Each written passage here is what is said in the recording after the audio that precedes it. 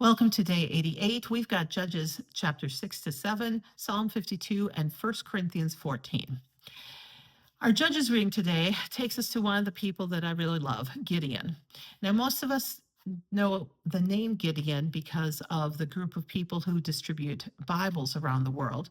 But Gideon here is living in a time period when the Midianites are in charge. Once again, the Israelites have strayed away from God, and God has sent in another group of people to take over and to oppress them for the time being because the Israelites are doing evil. They have been worshiping other gods. Now, Gideon is a farmer. He is first seen as he is threshing wheat in a wine press. Now, this is not normally where you thresh wheat, but wine presses were lower down, they were kind of hidden. So Gideon could thresh his wheat out of sight of the Midianites as a way to sneak around their it's assumed that they were taxing the wheat, taking the wheat. And so Gideon is trying to take care of his crop in such a way that he gets to maximize the produce for himself. Now, Gideon at one point says God has nothing to do with us because he was feeling that God had abandoned the Israelites. And God shows up and is like, you know what? It's time to come back to me. It's time to bring the Israelites out of their time of oppression. It's time for the Israelites to be connected to God again. And Gideon's like, yeah, I can't do this. You've got the wrong person. I'm weak and my tribe is weak. Gideon then tests God to give him a sign. Gideon brings a gift in exchange for the sign. So I think one of the big things to notice here is that Gideon's not just sitting around going, yeah, God, show me something. Gideon's like, okay, I'm going to make an offering to you, and I want you to show me that you really are God and that you really do care about us and you really do have some power to make things change. The angel of God burns up the gift. Gideon believes, although he does have a couple more tests for God. Gideon goes and tears down the altars and the poles that had been set up to worship other gods other than God. I think the biggest thing here and throughout these readings in the Old Testament is that if we just stay true to God, if we stay faithful and obedient, life is a whole lot better than when we wander off and place our trust and confidence in other powers, in other gods, in other structures than what God is. Now, I think one of the interesting things when it comes to the final battle here for Gideon is that God wants everyone to know that God is the one who made the victory happen. So God has Gideon send most of the fighters home, and in the end, it's 300 fighters who do a sneak attack that's pretty good. I think there is some inspiration here that a lot of us can use, that sometimes direct assaults with a massed number of overwhelming force is not always the most useful or effective way to go. I was recently listening to a podcast about one of the legal cases that Ruth Bader Ginsburg brought to the Supreme Court in her efforts to try and level the playing field between men and women's rights in the United States. And she ended up using a case from Oklahoma where there was a law that women at age 18 could buy beer, but men had to wait until they were 21 to buy beer. There was a sense that college boys would be indiscriminate with their use of the beer and there'd be a lot of drunkenness, and that women had better sense and were more trustworthy, and so they could buy beer at a younger age. So this was the case that she took to the Supreme Court to start building a legal basis that the distinction to be made between men and women should not be used. You could argue that this was a sneak attack, that by bringing a case allowing men ages 18, 19, and 20 to buy beer in Oklahoma was setting up the stage to then have a broader conversation of why is it that we're blocking women from doing some things if we should not block men from buying beer just because they're men when we let women do it, that perhaps some of our other barriers and distinctions between the genders or sexes should perhaps be reduced or eliminated from our legal agreements as well. So I just think Gideon is an interesting story. It's not a very long story, but I love the interaction that Gideon has with God. And I do think there are times that we could be inspired by Gideon to look at some sneak attacks or sideways approaches to solving some of the conflicts in our lives. Psalm 52 is not very long, but it's a beautiful one that talks about how God will bring justice in God's own time to those who are doing evil. Now, 1 Corinthians 14 is a really big, major one. I'll be going into a little bit more in depth here because when we get to the end of it, there's one of those clobber verses, one of those verse or two sections that are often taken out of this chapter and used to limit the ministry and involvement of some people in the church.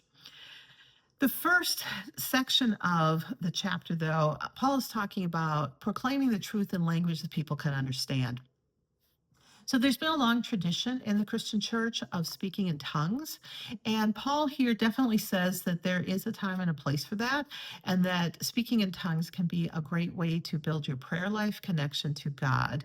But the speaking in tongues in a group situation is not useful because if people can't understand what you're saying, we're not going to be advancing the good news of Jesus in the world. And so he really wants people to use language that other people can understand. Um, and once again, we get this theme in verses 20 to 25 about using your adult head, keep growing in faith to spiritual maturity. Don't act like spiritual infants. And then we end up at verses 34 to 36, which is kind of the big money verse that is most frequently quoted from this chapter. Wives, don't speak in church, ask questions to your husband at home. So this is one of the primary verses that has been used against women being leaders or pastors in churches. Now, I just want to say here that there's been a lot of debate over exactly what this means. To a certain extent, it seems a little weird because Paul's been talking about all this language stuff and speaking in such a way that people understand. And then all of a sudden it's like, yeah, wives don't speak in church, go home and ask your husband questions. So I think there are a couple things going on here. First of all, for a lot of scholars, although this is not universal, like I said, there's a lot of debate over these verses and it's not entirely clear, but a bunch of scholars look at verses 34 to 35 not as timeless universal truths, but rather a very specific instruction to a specific group of people in a specific place and time. And basically, the limitations to speech here is that these are women who, while teaching is happening at church, they lean over to their husband and are asking questions, not understanding what's going on. And I think we've all been in situations where people have been doing this and it can be disruptive to the whole. And so there's one view that this is a limited injunction against speech, that if you've got questions, wait till you get home and discuss it at home situation.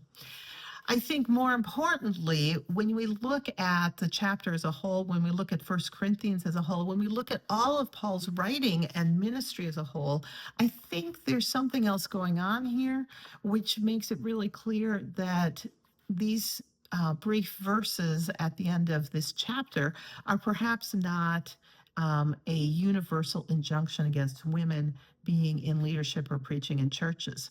So, in 1 Corinthians 7, verses 3 to 5, Paul is talking about how a husband and a wife have a mutuality and an equality in their intimate relationships and their sexual relationships, which goes against the culture of the day. In both Jewish and Roman culture, the husband has full rights within the marriage relationship, especially when it comes to the marriage bed. And so this is an example where Paul is already leveling the playing field and giving men and women equality and mutuality in their personal relationships. In 1 Corinthians chapter 11, verses 11 to 12, Paul is talking about a mutuality of men and women so that his instructions about head coverings would not be misunderstood. So again, Paul is leveling the playing field between the two genders in that section. And then overall, Paul names around 12 women who worked with him in his gospel ministry. So clearly, overall, Paul, in many places over years, has been working closely with a number of women to share the message of Jesus Christ with different people. For example, Chloe is named in 1 Corinthians chapter 1:11.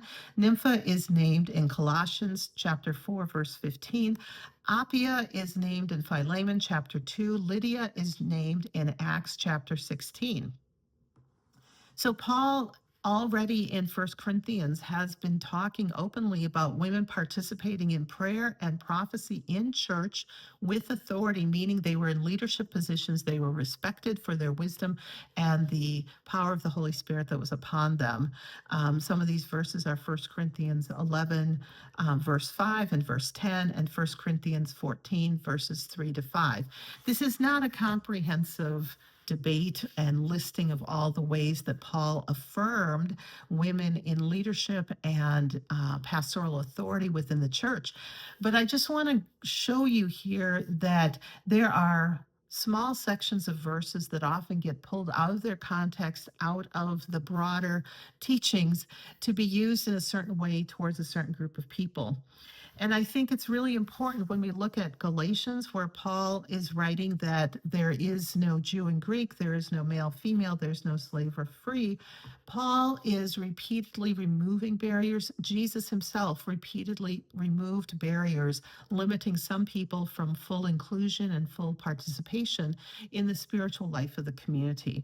And so I just think it's really important for us when we are in some of these debates to think about, if Jesus and Paul were primarily removing barriers, then should we be in the position where we are adding barriers to anyone's participation in the life of the church or the community? So this is just one approach to how we deal with some of the verses that have been hotly debated, that have been used to limit the participation of particular groups of people, not through their personal calls, but simply because of who they are through gender or race or their economic status within the community.